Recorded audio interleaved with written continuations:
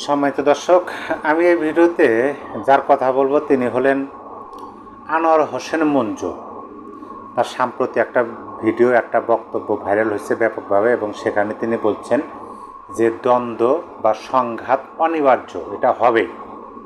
এই কথার মাধ্যমে আদৌ তিনি কিসের ইঙ্গিত দিলেন সেই বিষয়টা তার বক্তব্যের মাঝ থেকে আমরা খোঁজার চেষ্টা করব। কিন্তু তার আগে ছোট্ট করে তার পরিচয়টা দেওয়া আমি গুরুত্ব বলে মনে করতেছি, এই কারণে যে তার বক্তব্যের যে কমেন্ট বক্স সেখানে আমি একটু পড়লাম, সেখানে অনেকে মন্তব্য করছেন।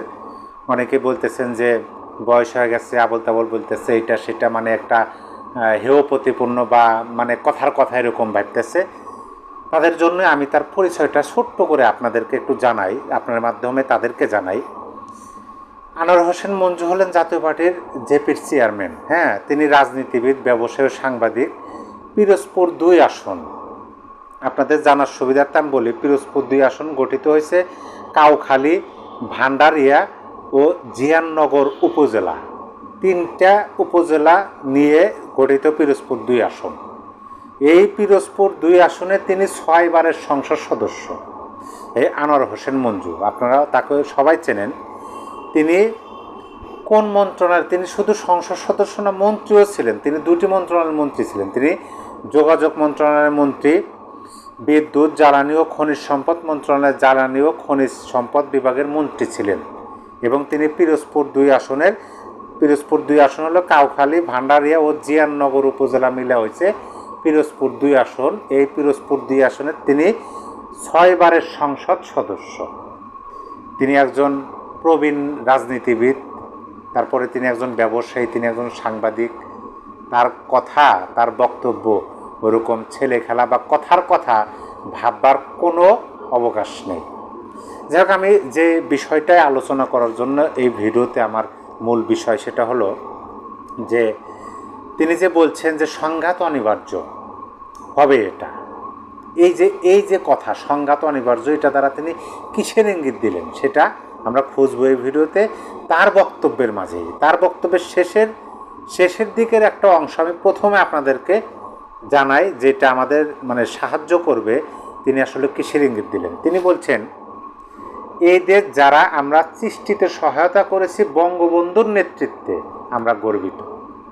ভালো করে খেয়াল করুন, তিনি বলছেন এই দেশ যারা আমরা সৃষ্টিতে সহায়তা করেছি বঙ্গবন্ধুর নেতৃত্বে আমরা গর্বিত। এটাকে ক্ষুণ্ণ করার জন্য, এটাকে ব্যর্থ করার জন্য, এটা মানুষের কাছে ঘৃণিত করার প্রচেষ্টা চলে আসছে আজকে 54 বছর। তিনি কিন্তু স্পষ্ট ভাষায় কথা বলছেন। যে সরকারে থাকে, পরে যখন সে থাকে না, সব পাপ সে করেছে। এই যে কথাটা তিনি বলছেন, এই কথাটা কিন্তু শতভাগ সত্য।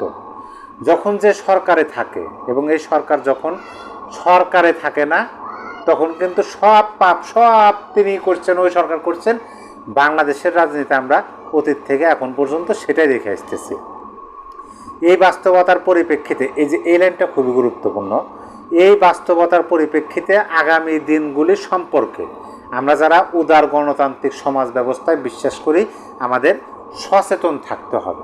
অর্থাৎ তিনি আহ্বান জানালেন কাদেরকে? যারা উদার গণতান্ত্রিক সমাজ ব্যবস্থায় বিশ্বাস করে, তাদের প্রতি আহ্বান জানালেন যে আমাদের সচেতন থাকতে হবে।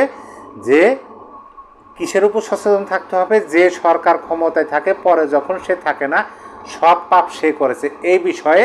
এবং ওই যে তিনি আগে বলছেন, সেই কথায় আমি আসতেছি, আপনারা বোঝার চেষ্টা করুন। তিনি বলছেন যে দখলের রাজনীতি হচ্ছে, ব্যবসা দখল হচ্ছে, দোকান দখল হচ্ছে, চাঁদা হচ্ছে, কোনো নিয়ম কানুনের মধ্যে নাই। কিন্তু আমাদের দুঃখ লাগে, জনাব আনোয়ার হোসেন মঞ্জু বলতেছেন, কিন্তু আমাদের দুঃখ লাগে যারা রাজনীতি করেছে, এদেশের মানুষের সাথে যারা আন্দোলন করেছে, সংগ্রাম করেছে, তাদেরকে বাদ দিয়ে এখন দেশ কারা চালাচ্ছে। তিনি প্রশ্ন ছুড়ে দিচ্ছেন যে যারা এই দেশে আন্দোলন করেছে, রাজনীতি করেছে, সাধারণ মানুষকে নিয়ে আন্দোলন করেছে, সংগ্রাম করেছে, তাদেরকে বাদ দিয়ে দেশ এখন কারা চালাচ্ছে। তিনি আবার বললেন যে নন গভর্নমেন্ট, এটা অবশ্য সরকারই বলছেন, গভর্নমেন্ট চালাচ্ছে কারা? Non government. উপদেশ দিচ্ছে কারা? যারা এদেশে বসবাস করতেন না। ভালো করে খেয়াল করুন, তিনি বলতেছেন যে যারা এদেশে রাজনীতি করেছে, এদেশে মানুষের সাথে আন্দোলন করেছে, সংগ্রাম করেছে, তাদেরকে বাদ দিয়ে দেশ চালাইতেছে কারা? Non government. আর এই নন গভর্নমেন্টকে পরামর্শ দিতেছে কারা? যারা এদেশে বসবাস করতেন না। তিনি আরও বলছেন, দেখেন অনেকভাবে আমাদের অপমান করা হয়েছে, এই জাতিকে অপমান করা হয়েছে, কিন্তু এইবার যেভাবে অপমান করেছে এটা ইতিহাসে লেখা থাকবে। কোথায় আমেরিকা ছিল, কোথায় লন্ডনে ছিল, কোথায় জাপানে ছিল, তাদেরকে এনে বই লেখাচ্ছে, সংস্কার করছে। আরে বেটা, হালার বহালা বাস্তবায়ন করবে কে? এ কথাই তিনি কিন্তু বলছেন যে কোথায় আমেরিকা ছিল, কোথায় লন্ডনে ছিল, জাপানে ছিল, তাদেরকে এনে বই লেখাচ্ছে, সংস্কার করতেছে। আরে বেটা, হালার বহালা এটা বাস্তবায়ন করবে কে? এই যে বক্তব্যটা, এই বক্তব্যটা কিন্তু ভাইরাল হচ্ছে। তারপর তিনি বলছেন, আমরা যে রাজনীতি করছি, ভয় দেখায় আমাদের, আঙ্গুল ভেঙে দেবে, মাথা ভেঙে দেবে, কি যে কয় আমি বুঝি না পোলাপানেরা, তাই না? এই কথা তিনি বলছেন। তারপরে তিনি বলছেন, আমরা যে কতজনের মাথা ভাঙছি জানেও না হালাইরা, সেই জন্যই বলি প্রান্তিক লেভেলে চলে আসছি আমরা। এই যে এইটা হচ্ছে গুরুত্বপূর্ণ। তিনি বলছেন যে সেই জন্যই বলি প্রান্তিক লেভেলে চলে আসছি আমরা, এখন মনে হয় একটা শেষ খেলা হবে, দ্বন্দ্ব এখন অনিবার্য। তিনি এই যে এই লাইনটাতে বললেন এখন মনে হয়, তিনি প্রথমে বললেন যে আমাদের মাথা ভেঙে দিতে চায়, আমাদের কলম ভেঙে দিতে চায়, হাত আঙ্গুল ভেঙে দিতে চায়, কিন্তু আমরা যে কতজনের মাথা ভাঙছি জানি না হালার পোহালারা। এবং তিনি বললেন যে এখন মনে হয় একটা শেষ পর্যায়ে আমরা এসে পৌঁছেছি, দ্বন্দ্ব অনিবার্য, দ্বন্দ্ব সংঘাত যে অনিবার্য, এ কথা তিনি বললেন। বাংলায় একটা কথা আছে, ভাত দেওয়ার মুরাদ নাই, গোসাই হয়ে গেছে। তারা যে ভাষায় কথা বলে আমরাও সেই ভাষা জানি, কিন্তু কথা হলো ভয় দেখায় দেশ চালায়, এটা কোনো কথা হলো? তিনি প্রশ্ন ছুড়ে দিচ্ছেন যে তারা যে ভাষায় কথা বলেন আমরাও সেই ভাষা জানি, কিন্তু কথা হলো যে তারা ভয় দেখায় রাজনীতি করতেছে বা ভয় দেখায় দেশ চালাইতেছে, এটা কোনো কথা হলো? তারপরে তিনি বলছেন, কবে কোন রাতে, অমাবস্যা রাতে না পূর্ণিমা রাতে দেশ ছেড়ে চলে যাবে কেউ জানতেই পারবে না। এই কথাগুলো কিন্তু তিনি বলছেন। তারপরে তিনি যে কথাটা বলছেন যে সেই জন্যই ভয় হয়। তিনি প্রথমে বললেন যে তিনি তাই মনে মনে ভাবতেছেন যে দেশ চলতেছে না, আবার তিনি বলতেছেন যে দেশ চলবে কীভাবে, দেশ তো চালাতেছে নন গভর্নমেন্ট, আর এই নন গভর্নমেন্টকে পরামর্শ দিতেছে যারা কোনোদিন দেশে বসবাসই করে নাই। কবে কোন অমাবস্যা রাতে না পূর্ণিমা রাতে দেশ ছেলে পারাবে কেউ জানবেই না। এই কথার পরে তিনি বলতেছেন সেই জন্যই ভয় হয়, দেশটা তো আমাদের সকলের, বরঞ্চ এ দেশ সৃষ্টিতে আমরা অনন্য অংশীদার ছিলাম, ভাইসা আসি নাই এ দেশে আমরা। কথা বলার সময় মুখ সামলায় বলবেন, বুঝছেন? এইভাবে তিনি বলছেন। কথা বলি না বলে বলতে পারি না সেটা মনে করেন কেন? তাই বলি, বাপ মা তোমাদেরকে সম্মানবোধ শেখায় নাই, মুরব্বীদের সাথে কিভাবে কথা বলতে হয় সেটা তোমাদের শেখায় নাই। এবং তারপরের লাইনটা তিনি যে বললেন, সেই জন্য আমি বলি, ভালো করে খেয়াল করবেন, তিনি বললেন যে কথা বলি না বলে কথা বলতে পারি না এমন ভাবেন কেন? মুরব্বীদের সাথে কিভাবে কথা বলতে হয় আপনাদের বাপ মা শেখায় নাই?